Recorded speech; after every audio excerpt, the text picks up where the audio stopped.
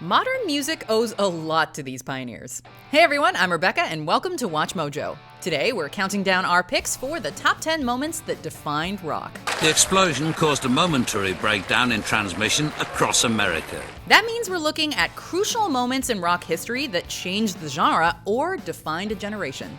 Alright, let's get to the list. For years, fans and viewers have been asking us to showcase their music. So, we've launched SoundMojo as a platform to do that and more. We'll be recruiting, signing, and promoting talented musicians in our videos. And we'd love to hear your music. Here's one of our first artists.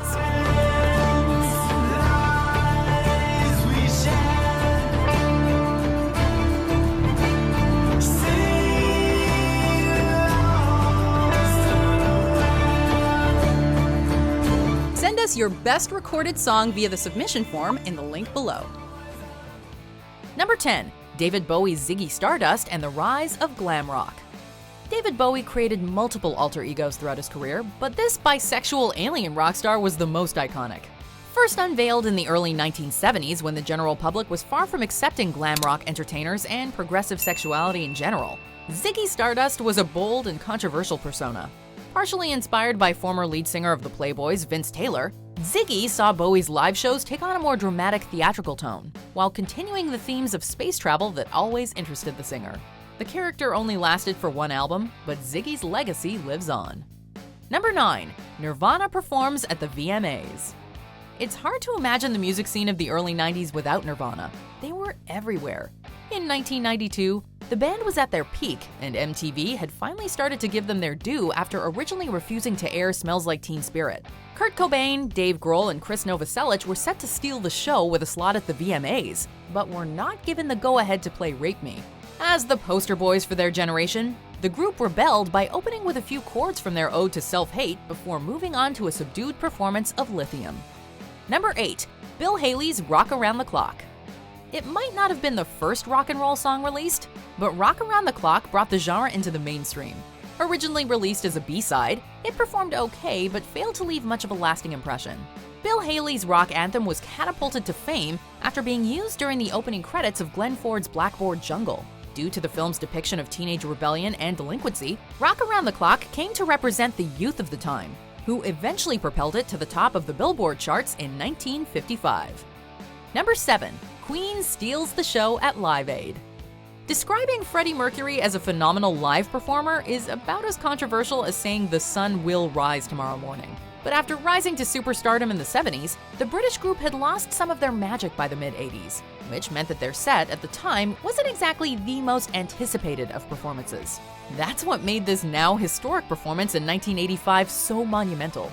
Though just 24 minutes long, the set included hits like Bohemian Rhapsody, Radio Gaga, and We Will Rock You. And from start to finish, it proved absolutely magnetic. Jumping from the piano to an acoustic guitar, Mercury taught every up-and-coming rock star an invaluable lesson in showmanship. Number 6. Elvis Presley breaks into That's All Right Mama and the legend is born. Greatness isn't always the result of meticulous planning. Sometimes it's born out of boredom. Before Elvis Presley became a musical god, he was an up-and-comer struggling to find the perfect song to launch his career. After a few failed recording sessions, his career blew up with an impromptu recording of That's All Right Mama in 1954. Originally released by Arthur Crudup, this cover quickly ended up on local radio stations and found an audience. Although Elvis would have to wait until the release of I Don't Care If the Sun Don't Shine to hit the Billboard charts, That's All Right Mama started his career, and by extension, changed the course of music history.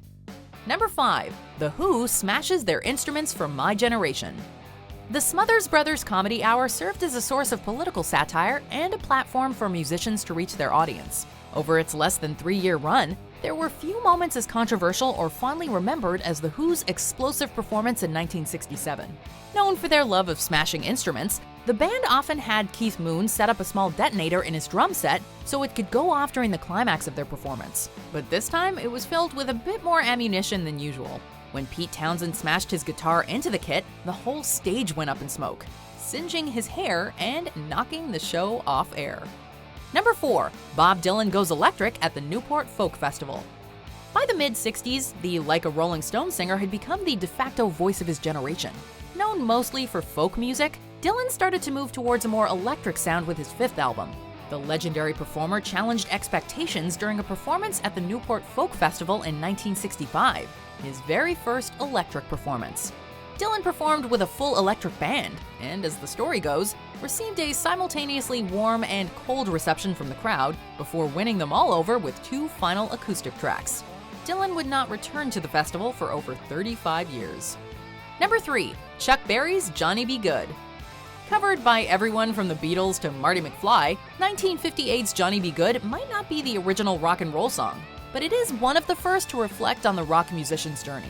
The somewhat autobiographical nature of the lyrics, about a country boy who plays the guitar and dreams of having his name in lights, added a sincerity that's not easily replicated.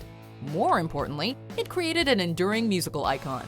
Last, but certainly not least, the riff is one of the most recognizable in history. Number 2. The Beatles perform on The Ed Sullivan Show. The group from Liverpool was already huge by the time they appeared on US television. But this moment in 1964 provided further proof of their popularity. Over 40% of all American households tuned in to watch John, Paul, George, and Ringo perform a slew of their hits on The Ed Sullivan Show. With a contract that stipulated 3 appearances over different nights, their performances pushed Beatlemania to new heights. The Beatles returned for another performance a year later, a day before launching their American tour.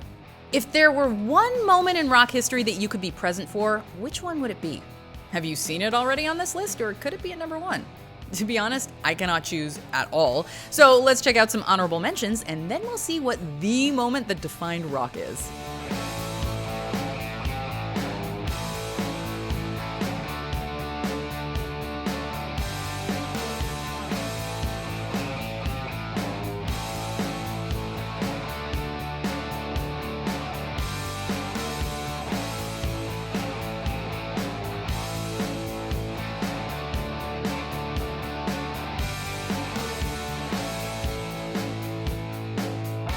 Before we continue, be sure to subscribe to our channel and ring the bell to get notified about our latest videos. You have the option to be notified for occasional videos or all of them. If you're on your phone, make sure you go into your settings and switch on notifications. Number 1. Jimi Hendrix performs at Woodstock. Considering the heavy downpour, a postponed time slot, and a rough around the edges backing band, the fact that this performance turned out so good was a borderline miracle. During Jimi Hendrix's 2-hour set at Woodstock in 1969, the most iconic moment came in the form of a socially conscious rendition of the national anthem.